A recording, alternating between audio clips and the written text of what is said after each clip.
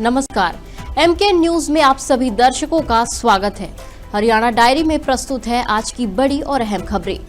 राष्ट्रीय राजधानी दिल्ली में भारत इलेक्ट्रिसिटी समिट 2026 के दौरान एक महत्वपूर्ण भारत अफ्रीका साझेदारी बैठक आयोजित की गई। इस उच्च स्तरीय बैठक की अध्यक्षता हरियाणा के मुख्यमंत्री नायब सिंह सैनी और केंद्रीय ऊर्जा, आवासन एवं शहरी विकास मंत्री मनोहर लाल ने की। बता दें कि ये सम्मेलन electrifying growth, empowering Bharat theme पर केंद्रित है, जिसमें ग्रिड आधुनिकीकरण, स्वच्छ ऊर्जा, नवीकरणीय स्रोतों का विस्तार और अंतर्राष्ट्रीय सहयोग पर विशेष जोर दिया जा रहा है। भारत अफ्रीका साझेदारी बैठक में अफ्रीकी देशों के साथ ऊर्जा क्षेत्र में सहयोग बढ़ाने पर चर्चा हुई। इसमें बिजली उत्पादन, ट्रांसमिशन, वितरण, नवीकरणीय ऊर्जा निवेश के अवसर और तकनीकी हस्तांतरण जैसे मुद्दों पर विचार विमर्श हुआ। आयोजित बैठक में सीएम सैनी ने राज्य की ओर से अफ्रीकी देशों के साथ व्यापार, निवेश, स्किलिंग और ऊर्जा जैसे क्षेत्रों में साझेदारी को मजबूत करने का आह्वान किया। वहीं केंद्रीय मंत्री मनोहर लाल ने भारत की ऊर्जा, आत्मनिर्भरता और वैश्विक नेतृत्व को रेखांकित करते हुए कहा कि ये साझेदारी दोनों पक्षों के लिए लाभकारी होगी, खासकर विकासशील अफ्रीकी राष्ट्रों में बिजली पहुंच बढ़ाने और सस्टेनेबल एनर्जी ट्रांजिशन में। हरियाणा के मुख्यमंत्री नायब सिंह सैनी शनिवार दोपहर पंजाब के दौरे पर पहुंचे, जहां उन्होंने लहरागागा में एक जनसभा को संबोधित किया। इस दौरान सीएम सैनी ने लोगों से राज्य में राजनीतिक बदलाव की अपील की।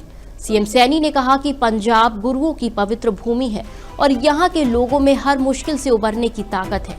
सीएम सैनी ने रंगला पंजाब को फिर से स्थापित करने के लिए जनता से एकजुट होने का आह्वान किया। साथियों, ये वो भूमि है जिसने हमेशा अन्याय के विरुद्ध आवाज को बुलंद किया है, लेकिन आज बड़े दुख दे नाल ये कहना पड़ रहा है कि इस धरती ने पंजाब को आर्थिक मजबूती देने का काम इस लहरागागा की भूमि ने किया है।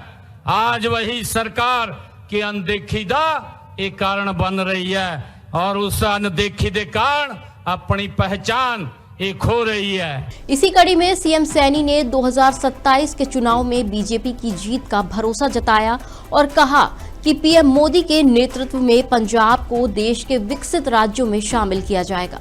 इस दौरान उन्होंने सैनी समाज और स्थानीय लोगों की एकता और योगदान की भी सराहना की और सभी से मिलकर प्रदेश के विकास में भागीदारी निभाने की अपील की।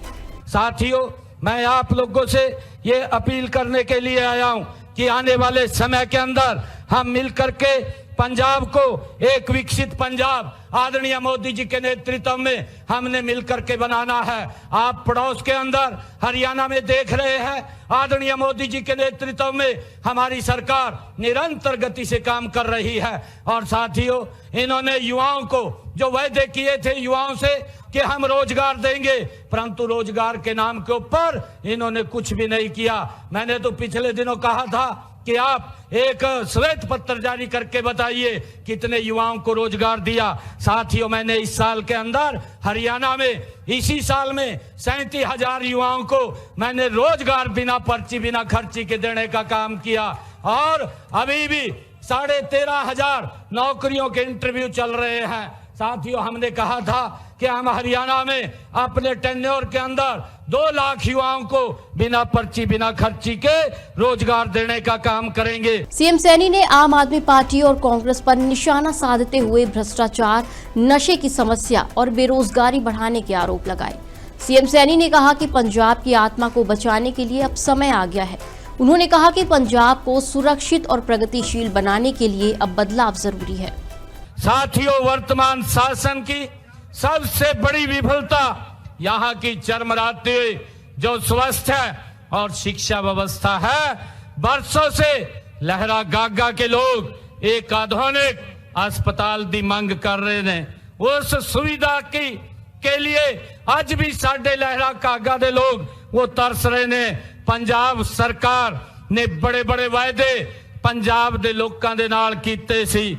उन्होंने गल्लां कीतियां कि 80 मोहल्ला क्लिनिक खोलने का काम करांगे, लेकिन आज जो सच्चाई आज जो लोगों के सामने आ रही है वो बड़ी गंभीर बीमारी की स्थिति में यहाँ के लोगों को पटियाला, लुधियाना और हरियाणा दे विच अपने इलाज ਲਈ जाना पैंदा है।